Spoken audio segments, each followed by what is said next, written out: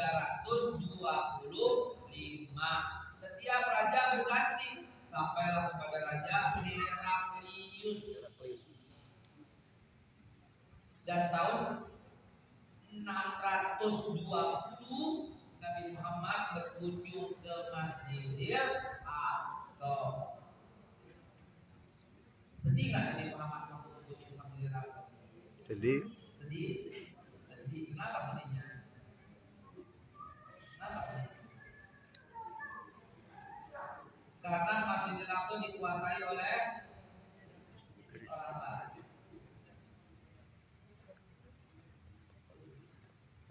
Sampai kapan? Sampai tahun 630.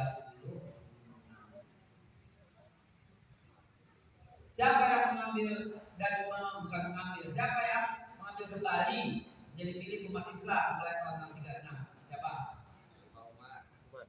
Siapa? Umar. Masya Allah, Ibu Umar bin Khattab. Betul sekali. Saya kasih hadiah.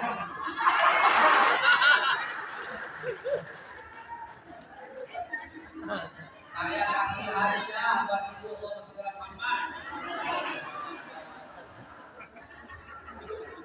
Pisang satu sisir.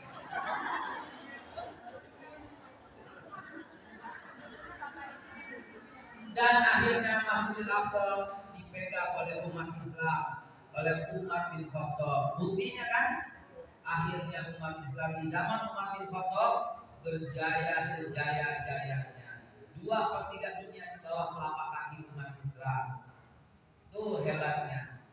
Romawi tunduk, Persia tunduk, Indonesia juga tidak didakwahi oleh Umar bin Khattab. Dengan putusan Abdul bin Mas'ud yang tiba di Aceh, alias Aceh, wafat di Sibolga, dia di Barus, tuh dia, sampai Indonesia.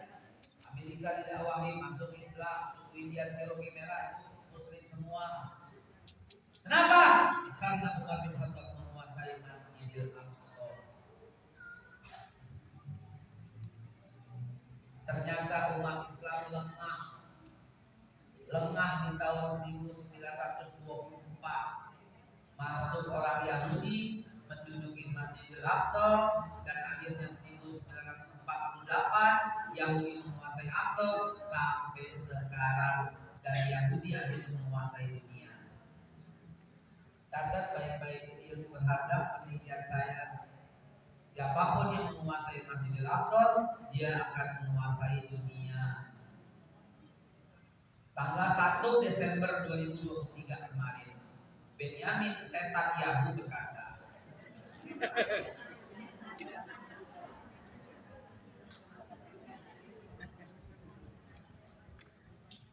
saya berjanji dalam 3 tahun terakhir, 3 tahun yang akan datang maksudnya, akan saya ratakan masjidnya Muhammad itu kurang ajar, dan akan dibangun kuil sinagog, kuil Haikal Sulaiman yang ketiga, dibangun oleh Benyamin Netanyahu 3 tahun. Kalau sampai ini, saya udah bersaksi di hadapan Allah, saya dakwah maulid isinya pasti nyinggung sejarah. Saya dakwah Isra Mi'raj pasti nyinggung sejarah Al-Aqsa. Saya diundang untuk acara Tazkiyatun Nafs pasti nyebut sejarah tentang Aqsa. Saya diundang parenting pasti nyinggung. Kenapa? Karena urgensi dunia saat ini adalah Masjidil Aqsa. Saya nggak takut-takut ngomong. Saya katakan, Anda yang umroh plus Turki, Anda berkhianat pada Rasulullah. Anda yang umroh plus Mesir, Anda berkhianat pada Rasulullah. Anda yang umroh doang, nggak kemana-mana, Anda termasuk orang yang kurang ajar pada Rasulullah. Karena Rasulullah sebut 3 masjid, Masjidil Haram, Masjid Nabawi, dan Masjidil Aqsa. Silahkan tentang, silahkan yang punya tour and travel, silahkan tentang saya. Anda yang umroh doang, Anda kurang ajar sama Rasulullah. Silakan, biar saya diserang sama semua tour and travel, silakan. Jangan takut, silakan. Saya katakan sekali lagi dengan tegas, mau ustaz siapa, ulama siapa, biarin. Peringatin saya, biarin. Anda yang umroh doang, tapi punya duit lebih, nggak mampir ke Masjidil Aqsa, Anda kurang ajar sama Rasulullah. Nggak ada cerita deh, nggak ada cerita.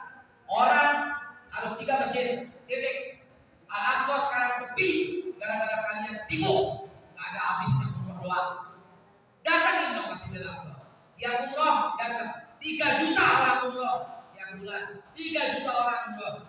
Sholat subuh cuma 2 saf di Masjidil Aqsa.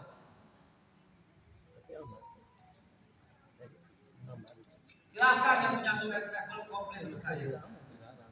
Gak ada umroh doang. Mulai hari ini saya tekankan gak ada. Apalagi umroh plus Mesir tiang Fir'aun. Ngapain? Haram itu hukumnya. Umar bin Khattab gak mau. Lewat gereja dia lari. Kenapa? Di situ tempat yang diberkahi Allah kok. Kata Umar bin Khattab, ini jauh-jauh ke Indonesia lihat Fir'aun. Ngapain sih? Ngapain? Tuh di TV banyak Fir'aun. Iya, di TikTok banyak Fir'aun. Siapa tuh orang-orang yang pro Israel ke Fir'aun semua itu? Ya, ngapain gitu loh jauh-jauh? Udah sampai Jeddah bayangkan. Tinggal naik pesawat sebentar ke Amman, turun setengah jam doang cuma di langsung sampai. Kecuali kalau duitnya pas-pasan, hanya cukup umroh, ya udah gak apa-apa. Saya gak bilang kurang ajar. Jadi jangan dipotong video ini. Ya, duitnya pas-pasan Ustaz. Nah, ya udah, itu namanya tidak mampu. Gak mampu. Lebih jelek lagi dong dia. Maka mampukan dirimu gitu loh. Hemat, tabung. Cukup umroh nih, tadi dulu. Sebentar tabung lagi. Aksanya belum cukup, gitu.